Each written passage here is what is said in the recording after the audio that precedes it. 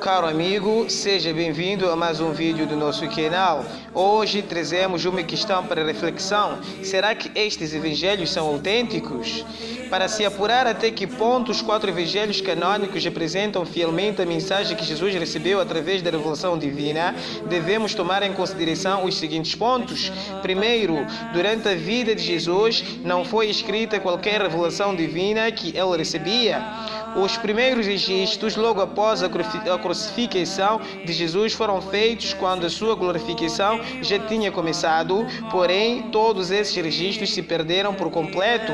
Segundo, os evangelhos compilados entre os anos 70 e 115 d.C. foram elaborados com bastante liberdade e os evangelistas não hesitaram em alterar o seu conteúdo, pois achavam que isso iria glorificá-lo ainda mais, ou então, para fazerem-no estar em conformidade com a convicção da seita a que pertenciam. 3. Nenhum dos evangelistas tinha conhecido Jesus pessoalmente ou ouvido dele diretamente, ou seja, os compositores dos evangelhos não foram testemunhas oculares daquilo que escreveram. Por exemplo, Mateus não testemunha que viu com os seus próprios olhos os acontecimentos que narrou, pois certamente que não testemunhou o julgamento de Jesus durante os 3 dias perante os judeus, Pilatos e Herodes. Também não presenciou o evento da crucificação nem do enterro de Jesus, apesar de ter narrado tudo isso no seu evangelho.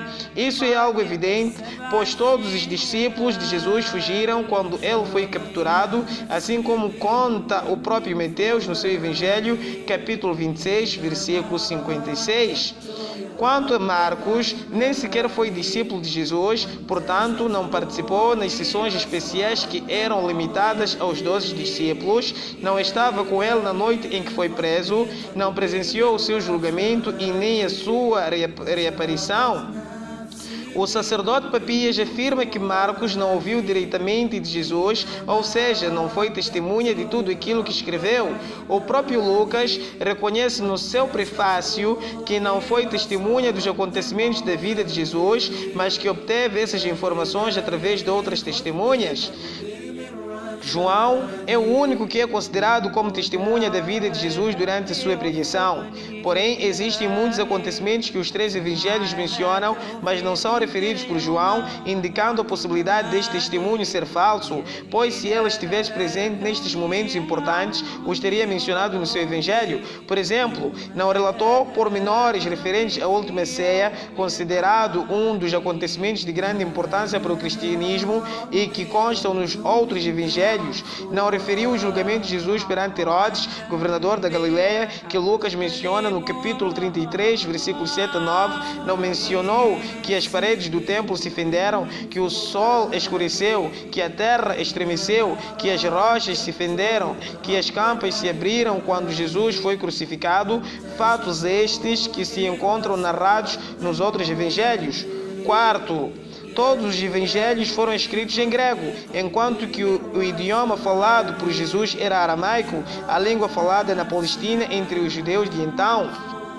Thomas Michael afirma no seu livro Um Cristão Apresenta Sua Fé aos Muçulmanos: o cânone do Novo Testamento foi fixado entre os anos 150 e 200 e desde então aceito por todos os cristãos. Todos os livros do Novo Testamento foram escritos na língua grega. Alguns achavam possível que o Evangelho segundo Mateus tivesse sido escrito originalmente em aramaico, a língua de Jesus e dos seus apóstolos, mas parece que não há muita evidência histórica ou linguística para isso. Será que quando não há evidência dos livros terem sido escritos na língua das pessoas que estavam envolvidas nos acontecimentos a serem narrados, existe garantia da sua autenticidade? Um provérbio popular diz: quem conta um conto acrescenta um ponto. 5. Conforme foi mencionado anteriormente, para além destes evangelhos que foram selecionados, existem outros que foram banidos, pois os primeiros representavam os pontos de vista e convicção de uma facção específica escolhidos para servir os seus objetivos. Sexto, os manuscritos mais antigos e conhecidos dos evangelhos, o Codex Sinaiticus, o Codex Vaticanus e Codex Alexandrianus, pertencem aos séculos 4 e 5, portanto, não se sabe até que ponto os evangelhos foram alterados durante todo aquele período, 4 ou 5 séculos, e não existe qualquer comprovativo ou informação autêntica sobre a maneira como os 4 evangelhos foram compilados, muito menos sobre a identificação exata da entidade ou do local onde a legalidade dos mesmos havia sido determinada. Nesses mesmos manuscritos existem diferenças consideráveis sobre vários aspectos mencionados nos evangelhos, por exemplo, sobre a genealogia de Jesus, sobre os nomes dos discípulos, etc. Sexto, os manuscritos mais antigos e conhecidos dos evangelhos, o Codex Sinaiticus, o Codex Vaticanus e Codex Alexandrianus, pertencem aos séculos 4 e 5, portanto não se sabe até que ponto os evangelhos foram alterados durante todo aquele período, 4 ou 5 séculos, e não existe qualquer comprovativo ou informação autêntica sobre a maneira como os 4 evangelhos foram compilados, muito menos sobre a identificação exata da entidade ou local onde a legalidade dos mesmos havia sido determinada. Nesses mesmos manuscritos existem diferenças consideráveis sobre vários aspectos mencionados nos evangelhos, por exemplo, sobre a genealogia de Jesus, sobre os nomes dos discípulos, etc.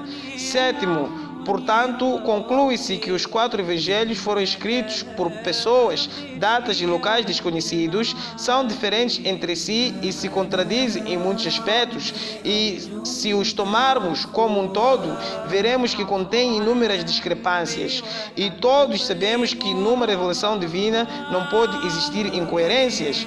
Tudo isso nos leva a crer que a revelação que Jesus recebeu por parte de Deus na forma de Injil, Evangelho, não nos chegou na sua forma original e nem foi preservada, pois ele não prometeu fazê-lo, ao contrário do que aconteceu com o sagrado Alcorão.